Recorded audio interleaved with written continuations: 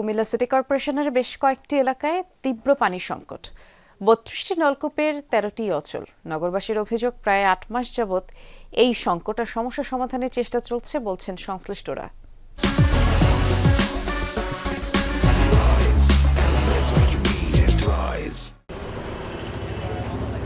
সাতাশটি ওয়ার্ড নিয়ে গঠিত কুমিল্লা সিটি কর্পোরেশন। নগর ভবনের তথ্য মতে ৭ লাখ মানুষের বসবাস এই নগরীতে। গেল কয়েক মাস ধরে পানির অভাবে চরম দুর্ভোগে পড়েছেন তারা। এমন অবস্থা অন্তত ৬টি ওয়ার্ডে বসবাসরত সাধারণ মানুষের।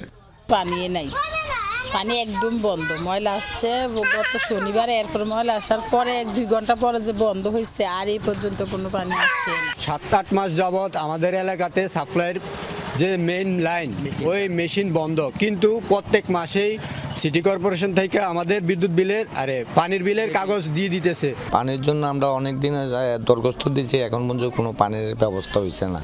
সিটি কর্পোরেশনের ৩২টি নলকূপের মধ্যে চালু রয়েছে ১৯টি, বন্ধ ১৩টি। এর মধ্যে উচ্চ জলাধার আছে ৬টি, যার মোট ধারণ ক্ষমতা ৫৩ লাখ লিটার। এছাড়া পানি শোধনাগার রয়েছে একটি। প্রতিদিন নগরীতে পানির চাহিদা ২ কোটি লিটার। এর মধ্যে উত্তোলন হচ্ছে ১ কোটি ৪ লাখ লিটার। সংশ্লিষ্টরা বলছেন, বাজেট স্বল্পতা ও সংযোগ সংখ্যা কমে যাওয়ায় এই সমস্যার সৃষ্টি হয়েছে।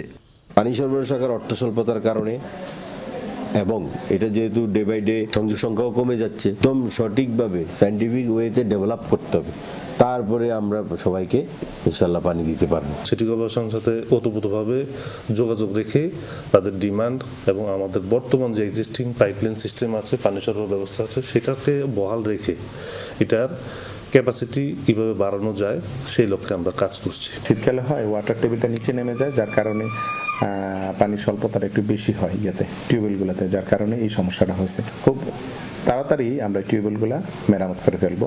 পানি সংকট নিরসনে কার্যকর পদক্ষেপ দেখতে চান নগরবাসী। খোকন চৌধুরী, যমুনা নিউজ, কুমিল্লা।